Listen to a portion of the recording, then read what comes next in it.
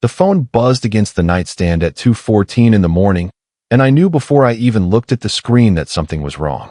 Some part of a father never fully sleeps. I picked it up.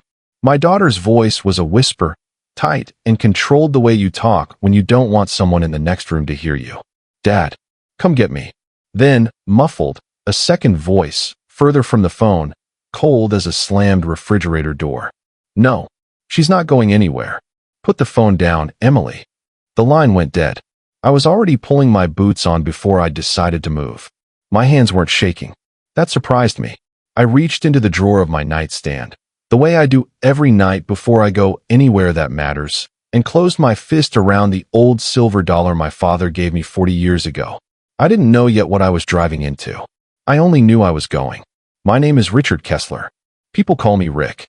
I'm 58 years old, and for the last 31 years I've run Kessler & Sons Renovations out of a two-bay garage that used to be a gas station on Route 9. I built that business with a truck, a table saw, and a handshake, back when a man's words still meant something on a job site. No sons, as it turned out. Just one daughter, Emily, who I raised alone after her mother passed when Emily was 11. Everything I built for her. By the time Emily turned 29, I had put $45,000 into her wedding. I had co-signed a $150,000 small business loan so her husband, Tyler Hastings, could open his craft brewery. And 18 months before that 2 a.m. phone call, I had put my house, the house I paid off in 2009, the house where Emily grew up as secondary collateral on a refinance to help the young couple get on their feet, as Tyler's mother had put it to me, smiling the whole time. Her name was Diane Hastings. Old money on her late husband's side. The kind of woman who wore blazers to breakfast and treated warmth like a currency she doled out strategically. From the day Emily married into that family, Diane made it clear that a contractor with sawdust under his fingernails was a rounding error in her son's rise back to where the Hastings name belonged. I didn't know yet how far she'd go to get there. 6 months before that phone call, I sat at a family dinner at Diane's house. Cloth napkins, a $200 bottle of wine poured for everyone at the table except me, because, "You're driving, Richard. We wouldn't want anything to happen." She said it sweetly. She said everything sweetly. That was the trick of her. I wore my one good sport coat that night. Diane looked at it the way you look at a stain you're too polite to mention. "Tyler tells me you still do the labor yourself," she said, over the rim of her wine glass. "On the jobs. With your hands. 40 years of it," I said. "Kept me in shape." "How resourceful," she said, and the table laughed. Not because it was funny, but because laughing at me had apparently become a form of family entertainment. I watched Emily's face when she said it. My daughter flinched. Just slightly. Just enough that I filed it away and said nothing. That was the night I started paying closer attention. 3 weeks after that dinner, I got a call from my bank about the refinance. A payment had been missed. Then a second one. I pulled the loan statements for Tyler's brewery. I was a guarantor, which meant I had the legal right to see them, and found $38,000 in consulting fees paid out over 4 months to an LLC called Hastings Capital Advisory. I called Tyler. He answered on the second ring, breezy as ever.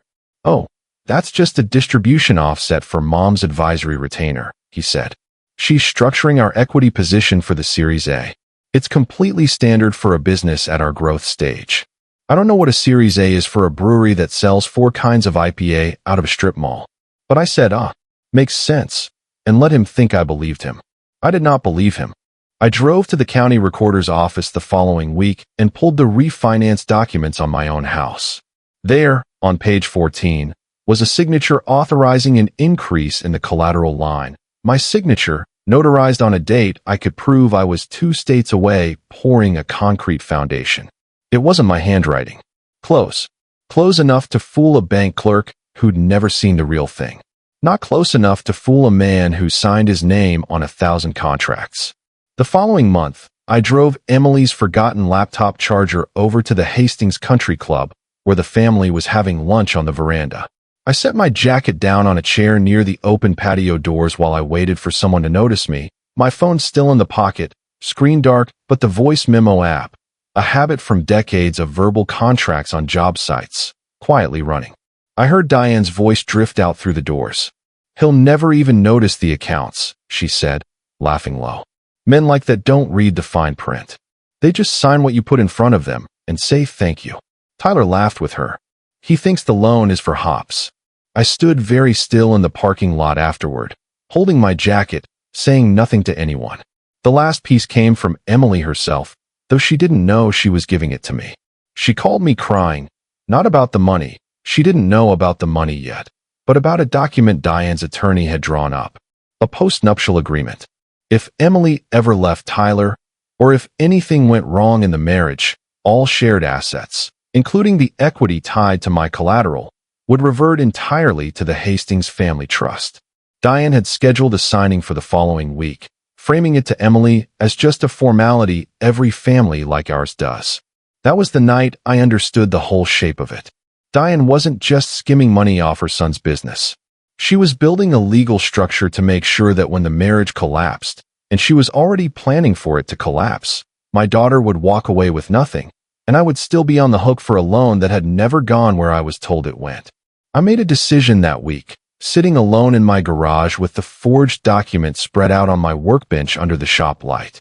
I decided to become invisible, not through anger, through weakness. The next family gathering, I showed up 10 minutes late, walked slower than I needed to, and let my reading glasses slip down my nose, so I had to squint at the menu twice before ordering. I fumbled my phone when it rang and apologized for it. When Diane mentioned the post-nup formality in passing, I said, "Oh, whatever you all think is best, I don't understand all that legal talk anyway." And I watched something in her shoulders relax. That was the tell I needed. The moment a predator stops watching you is the moment you can move. Inside, I was doing math. I knew what a Shell LLC filing looked like. I knew what a forged notary stamp looked like under a jeweler's loupe. I had spent 3 decades reading contracts that other men tried to bury bad clauses inside. I was not confused. I was patient. Let an old man be an old man, I told myself in the truck afterward. Let her think the fox is already dead. I hired an attorney of my own, quietly, in a town 40 minutes from where anyone in the Hastings circle would recognize me. Her name was Patricia Nolan, and when I laid the forged document and the loan statements on her desk, she went very quiet for a long moment before she said, "Mr. Kessler, this isn't a family dispute. This is a fraud case." Together we built the trap in 3 pieces. First, a forensic handwriting analyst confirmed in writing that the signature on my refinance authorization was not mine. Second, Patricia helped me file a formal records request that would trigger a bank fraud alert the moment anyone touched that loan account again, an alert that would ping straight to my phone. Third, and this was the part that made my hands steady rather than shake, I asked Emily, gently, without alarming her, to invite the whole family to Thanksgiving dinner at my house this year. For tradition, I told her, your mother would have wanted it. She didn't know what she was really inviting. I had a small recorder clipped inside my shirt pocket the week before, when Diane's attorney called to confirm the post-nup signing before Thanksgiving, to keep things clean. I said nothing incriminating. I just let her talk. The night before the dinner, my phone buzzed once under my kitchen table where I'd left it charging, the bank fraud alert, exactly as promised, showing an attempted third-party access request on my home equity line, timestamped 2 days earlier, originating from an IP address Patricia's investigator traced to a law office retained by Diane Hastings. I looked at that notification a long time. Then I put the phone in my jacket pocket, next to the silver dollar, and went to bed. Thanksgiving came cold and clear. I set the table myself, the way I always had since Emily was 11. Diane arrived in a cream coat that probably cost more than my truck. Carrying a bottle of wine, she made sure everyone saw her hand to Tyler and not to me. Dinner went fine for the first 20 minutes.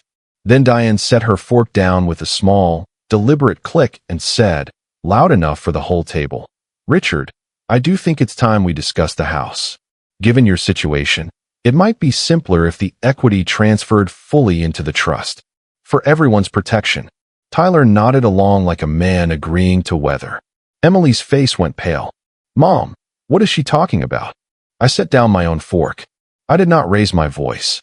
I never do. "Diane," I said, "which house are you referring to? The one I paid off in 2009? Or the one you refinanced without my signature in March?" The table went silent in the particular way a room goes silent when someone has said a true thing out loud for the first time. "That's absurd," Diane said, but her voice had lost its smoothness. "It's not absurd," I said. "It's on file with the county recorder. I have the forensic handwriting report right here." I reached into my jacket and set a folder on the table, next to the gravy boat, calm as setting down a napkin. "I also have 4 months of consulting fee transfers out of Tyler's business account into Hastings Capital Advisory, an LLC registered to your home address 3 weeks before the first payment went out." "You don't understand how business structures work," Diane snapped. "I understand contracts," I said. "I've read 10,000 of them. I understand fraud, too. That's what a forged notarization on a collateral document is called. Fraud." Tyler stood up so fast his chair scraped the floor. "This is insane. You're an old man playing detective." "I'm a father," I said, and for the first time my voice dropped low enough that everyone leaned in to hear it. "And I've been listening a lot longer than anyone at this table gave me credit for." I reached into my other pocket and set the silver dollar on the table between us, the one my own father gave me, the one I'd held in my fist the night Emily called me at 2 a.m. "You told me once I don't read the fine print," I said to Diane. "You were on a patio. You didn't know I was in the parking lot with my jacket on a chair by the door." I let that land. Her face went white. "I read everything. I just let you think I didn't." There was a knock at the front door. 2 officers from the County Fraud Division, arranged in advance by Patricia through a formal complaint I'd filed a week earlier, stood on my porch with a folder of their own. I told them 6:45 exactly, and they were on time, the way I like people to be. "Diane Hastings," the lead officer said, stepping into my dining room. "We need to speak with you regarding a complaint of document forgery and mortgage fraud." Diane stood, her cream coat still folded over the chair, her face a shade of gray I hadn't seen on her before. I picked up the wine bottle she'd brought, the one she'd handed only to Tyler, and I poured myself a glass, deliberately, slowly, in front of everyone. Then I picked up the pen she'd given me 2 Christmases ago, an engraved fountain pen she'd called a gift befitting the family, and I snapped it in half over the folder on the table. "Mom," Emily whispered, staring at Diane. "What did you do?" Nobody answered her. Nobody needed to. In the 6 weeks that followed, the consequences arrived the way consequences do when you've built a case instead of just a grudge, one at a time, and permanent. Diane Hastings was charged with mortgage fraud and forgery of a notarized instrument, facing up to 7 years, depending on restitution. Her attorney negotiated a plea that required full repayment of the $38,000 diverted from the brewery and immediate release of any claim on my property.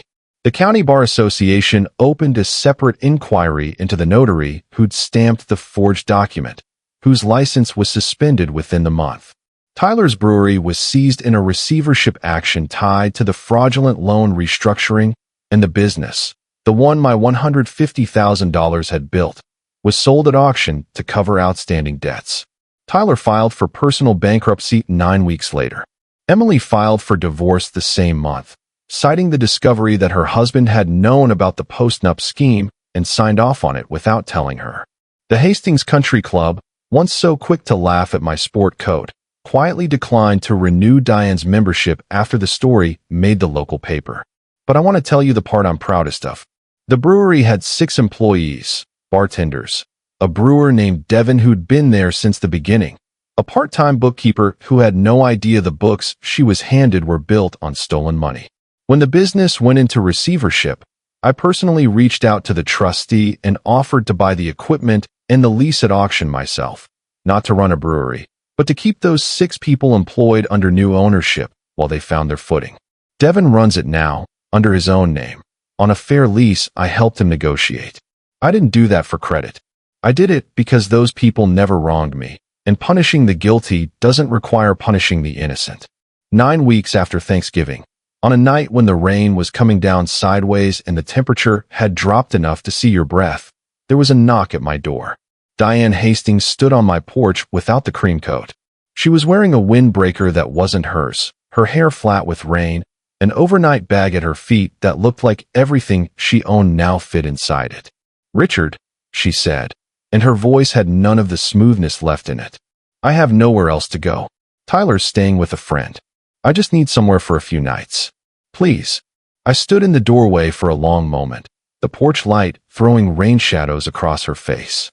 You spent 2 years building a plan to take everything from my daughter and everything from me, I said. And you did it smiling the whole time. You didn't want a father-in-law. You wanted a wallet with a pulse. I'm done being both. I didn't slam the door. I never do. I closed it the way you close a ledger you've finally balanced, quietly and completely. My wife, Carol, who I'd remarried 5 years earlier and who had sat through every court date beside me without ever once telling me to let it go, handed me a cup of coffee from the kitchen as I turned the deadbolt. You okay? She asked. I'm plumb, I said, which is a contractor's word for level, for square, for finally settled. And she smiled, because she's heard me say it after every hard job for 30 years, and she knew exactly what it meant. Here's what I learned, sitting up some nights with that silver dollar turning over in my hand. People who respect you will never need you to prove your worth to them. And people who don't respect you will use every ounce of kindness you show them as evidence that you're stupid, right up until the moment you show them you weren't. Playing weak isn't weakness. Sometimes it's the only room a quiet man has to work in. If someone in your life has ever underestimated you the way Diane underestimated me, tell me about it in the comments. I read every one. And if this story meant something to you, hit like, subscribe, and I'll see you in the next one.